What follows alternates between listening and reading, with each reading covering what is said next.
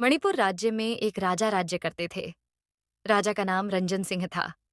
रंजन बहुत ही धर्मात्मा और पराक्रमी राजा थे। उनकी केवल एक ही लड़की थी, जिसका नाम राजकुमारी शिवानी था। वो बहुत ही सुंदर थी। उसकी खूबसूरती की चर्चा दूर दूर तक फैली थी। राजा रंजन उसे बहुत प्यार करते थे। एक दिन की बात है। राजा अपने सिपाहियों के साथ जंगल में शिकार के लिए गए। उनके साथ उनके अंगरक्षक थे। राजा को शिकार के लिया भटकते भटकते दोपहर हो गई। राजा एक पेड़ के नीचे विश्राम के लिए बैठ गए। राजवीर, मुझे पीने के लिए ठंडा पानी चाहिए। अभी लाता हूँ महाराज। ऐसा कहकर सिपाही पानी की तलाश में निकल पड़ा, लेकिन बहुत देर हो गई। वो अब तक पानी लेकर नहीं आया था। राजा काफी देर तक उसका इंतजार करता रहा, लेकिन राजवीर पानी लेकर नहीं आया। अब राजा चिंतित हो उठा। एक तो राजा का गला प्यास के कारण सूख रहा था और सिपाही भी अब तक नहीं आया। अब राजा खुद ही पानी की तलाश करने लगा। वो चलते चलते एक मैदान के पास आया। उसी मैदान के बीचों बीच एक जलाशय था। वहां एकदम सन्नाटा था।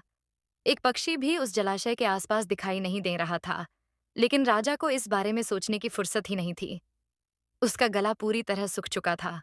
जल्दी जल्दी उस सरोवर के पास जाकर राजा ने अपना हाथ मुंह धोया और पानी पीने लगा। पानी बेहद कड़वा था, लेकिन राजा ने किसी तरह पानी पीकर अपनी प्यास बुझाई और वापस जाने के लिए पीछे मुड़ा तो देखा कि उसका सैनिक राजवीर वहां पे बेहोश पड़ा हुआ था। तुम्हें क्या हुआ राजवीर? क्षमा करें महाराज, मैं पानी आप तक नहीं पहुंचा सका।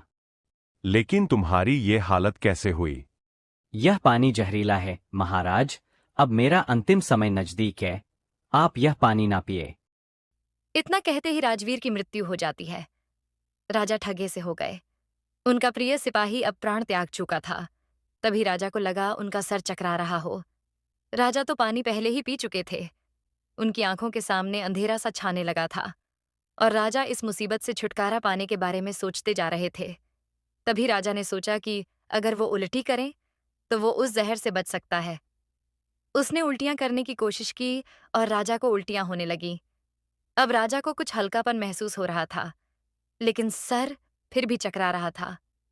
वो वहीं पे बेहोश हो गए। फिर उनके सैनिक उन्हें ढूंढते हुए वहां पहुंचे। वो राजा को महल लेकर गए। महल में उनके इलाज के लिए राजवैद्य को बुलाया गया। बहुत उपाय करने के बाद राजा को होश आया, लेकिन जैसे ही राजा को होश आया तो उनके आंखों के सामने अंधेरा ही अंधेरा था। उन्हें आंखों से कुछ दिखाई नहीं दे रहा था। राजा के आंखों की रोशनी जहर के प्रभाव के कारण चली गई। मुझे कुछ दिखाई क्यों नहीं दे रहा? क्षमा करें महाराज, आपकी आंखें। क्या हुआ? मेरी आंखों को मैं ऐसे नहीं जी सकता। मुझे दोबारा जहर दे दो। ऐसे जीने से अच्छा मैं मर ही जाऊं। वैद्य ने सभी जड़ी बूटी और सभी उपाय कर लिए, लेकिन कोई फायदा नहीं हुआ। काफी महीने और साल बीतने लगे, लेकिन राजा की आंखों की रोशनी वापस नहीं लौटी। राजा के पूरे शरीर पर भी अब कोढ़ हो गया था। वो बहुत कमजोर, बीमार हो गए थे। राजा की कंचन सी काया अब कोड़ी हो गई थी। राजवैद्य ने बहुत इलाज किया, लेकिन कोई दवा कारगर सिद्ध ना हुई। देश विदेश से भी वैद्य बुलाए गए, लेकिन कोई भी अपने प्रयोग में सफल नहीं हो सका। राजकुमारी शिवानी पिता की इस हालत को देखकर गुमसुम बैठी रहती थी। उसकी सुंदरता की चर्चा दूर दूर तक फैल चुकी थी। कितने ही रिश्ते उसके विवाह के लिए आए थे, लेकिन राजकुमारी ने सभी प्रस्ताव ठुकरा दिए।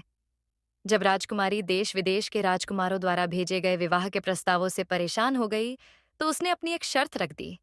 उसने घोषणा की कि जो व्यक्ति राजा रंजन सिंह की बीमारी दूर करके उनके आंखों की रोशनी लौटा देगा, वो उसी से विवाह करेंगी। कुछ दिन बाद एक राजकुमार राजकुमारी से मिलने आया। कहिए, आप मुझसे क्यों मिलना चाहते हैं? राजकुमारी का रूप और मीठी आवाज को देखकर राजकुमार उस पे मोहित हो गया। मैं आपके पिताजी को देखना चाहता हूं ताकि उनका निदान खोज सकूं। मेरे पिताजी का ठीक होना संभव नहीं है। बड़े बड़े हकीम और वैद्य ने उनका मर्ज नाइलाज घोषित किया है। अब मैंने उनके ठीक होने की उम्मीद छोड़ दी है और साथ ही ये निश्चय किया है कि मैं आजन्म कुंवारी रहकर अपने पिता की सेवा करूंगी। राजकुमारी का दुख राजकुमार से देखा नहीं गया। वह दृढ़ स्वर में बोला, वैसे एक प्रतिज्ञा मैंने भी कर ली है राजकुमारी जी, और वो ये है कि विवाह जरूर करूंगा, वो भी तुमसे। राजकुमारी ने आश्चर्य से राजकुमार को देखा। उसे लगा जैसे राजकुमार पागल है, लेकिन जैसे उसने राजकुमार के चेहरे पर दृढ़ता देखी, तो मुस्कुराकर बोली, मैं भगवान से प्रार्थना करती हूँ कि वह आपकी प्रतिज्ञा पूरी करें। फिर राजकुमार ने राजा को देखा। राजा एक कमरे में पड़े हुए थे। उनके बदन में कोढ़ फुट रहा था और वो अधमरे से पड़े हुए थे। राजकुमारी ने रोते रोते वो कहानी राजकुमार को बताई। मुझे 2 महीने का वक्त दो राजकुमारी जी। मैं तुम्हारे पिताजी को ठीक करने के लिए दवा की खोज में जा रहा हूं। इनकी दवा कोई पहुंचा हुआ साधु सन्यासी ही कर सकता है। राजकुमार घोड़े पर बैठकर जंगल की ओर चल पड़ा। इस समय उसका लक्ष्य उसी जलाशय पर पहुंचना था जहां से राजा की ऐसी हालत हुई थी। राजकुमार उस जगह पहुंच गया। उसकी नजरें चारों ओर के रहस्यमय वातावरण का निरीक्षण कर रही थीं। उसकी पैनी नजरें तालाब पर ही लगी हुई थीं। अब काफी रात हो गई थी। आधी रात का प्रहर था। तभी उसने अचानक से देखा कि तालाब से कोई औरत निकली और उसने कछुए का रूप लिया। ये देखकर राजकुमार को बहुत आश्चर्य हुआ और उसने देखा कि वो कछुआ तालाब से निकलकर कहीं जा रहा है। राजकुमार उसका पीछा करते हुए उसके पीछे पीछे जा रहा था। अब कछुआ रास्ते से होकर एक बड़े से गड्ढे में जा रहा है। गड्ढा बहुत बड़ा था। आगे चलकर वो गड्ढा एक बड़े से मैदान में जाकर समाप्त हुआ। एक खूबसूरत मैदान था। वहां पर चारों ओर सुंदर वृक्ष लगे हुए थे और उन्हीं वृक्ष के बीच एक शानदार मंदिर बना हुआ था। राजकुमार ने उस मंदिर के अंदर देखा तो मंदिर के एक कमरे में एक खूबसूरत परी कैद थी। तुम कौन हो और यहाँ क्यों आए हो? मैं एक राजकुमार हूं, लेकिन आप यहाँ क्यों हैं? मैं एक परी हूँ और मैं यहाँ पर कैद हूँ। क्या आप कैद हैं? लेकिन क्यों? बहुत दिनों की बात है राजकुमार। मैं अपनी अन्य परियों के साथ घूमने जा रही थी। मैं एक पेड़ के ऊपर से गुजर रही थी तो मैंने एक अजीब दृश्य देखा। एक पक्षी के घोंसले में पक्षी के बच्चे डर से चींचियां रहे थे। उनके घोंसले में एक सांप बैठा था और उस सांप ने एक बच्चे को मुंह में दबोच लिया। मैंने उस बच्चे को बचाया और उस सांप को जादू से बेहोश करके एक तालाब में फेंक दिया और कुछ दिन बाद मैं उस बात को भूल गई। कुछ दिन बाद जब मैं सो रही थी तब मुझे सपना आया कि मेरे पीछे एक सांप पड़ा हुआ है। उसने कहा, मैंने तेरा क्या बिगाड़ा था जो तूने मुझे तालाब में फेंक दिया? मैंने कुछ गलत नहीं किया। मैंने सिर्फ एक पक्षी के बच्चे को बचाया, लेकिन किसी को कोई नुकसान नहीं पहुंचाया। मैंने तो सिर्फ उस मासूम बच्चे को बचाया। मासूम बच्चे? वे मासूम बच्चे नहीं थे। उन्हीं की वजह से मैं और मेरा खानदान उस सांप योनि में पड़ा हुआ है, वरना हम सर्प नहीं देवता थे। इसके बाद उसने कहा कि तुम सावधान रहना, इसकी सजा मैं तुम्हें दूंगा। तुम बहुत जल्द मेरे कैद में होंगी। और जब मैंने आंखें खोली तो मैंने खुद को यहाँ पे कैद पाया। क्या अब तुम आजाद नहीं हो सकती? हाँ, हो सकती हो, लेकिन मुझे आजाद करने के लिए कौन व्यक्ति खुद के प्राणों को संकट में डालेगा? मुझे खतरों से खेलने का शौक है। मैं इस कार्य के लिए तैयार हूं। मुझे बताइए कि क्या करना होगा मुझे। यदि तुम किसी तरह से अमृत कुंड से एक लोटा पानी लाकर उस सर्प के ऊपर डाल दो तो उसकी मुक्ति हो जाएगी और फिर हम सब आजाद हो जाएंगे। अमृत कुंड का जल? लेकिन इससे कैसे मुक्ति होंगी? याद है, कुछ देर पहले मैंने तुम्हें बताया था, वो सर्प एक देवता था। सुनो पूरी कहानी, इसे सुनकर तुम खुद समझ जाओगे कि कैसे अमृत कुंड के पानी से सर्प की मुक्ति हो सकती है। बहुत समय पहले देवता अपनी पत्नी और बच्चे के साथ धरती पर आ रहे थे। एक जंगल में उतर घूमने लगे। उनके बच्चे को प्यास लगी और वो बच्चा पानी के लिए जिद करने लगा, लेकिन आसपास कहीं भी पानी नहीं था। तभी उन्होंने देखा कि एक साधु तपस्या में लीन है, तो देवता ने उन्हें जगाना सही नहीं समझा और वो साधु के आंख खोलने का इंतजार कर रहे कि उसी समय एक चील उड़ती निकली। उसके पंजों में मरा हुआ सांप था। उसने इधर उधर मंडराने के बाद सांप साधु पे गिरा दिया। सांप साधु के शरीर पे गिरा। उनकी समाधि टूट गई और तभी देवता बोले, बाबा, मेरा बच्चा रो रहा है, पानी चाहिए। देवता की बात सुनकर साधु की आंख से अंगारे निकलने लगे।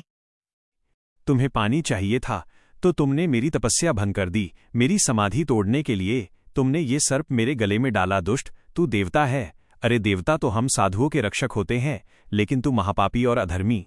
और साधु ने उसे परिवार के साथ सर्प होने का श्राप दे दिया।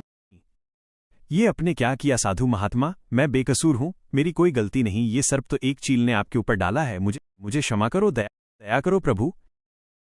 क्या कहा रहे हो तुम? वही जो सच है। आप तो सर्वज्ञ है, खुद पता कीजिए।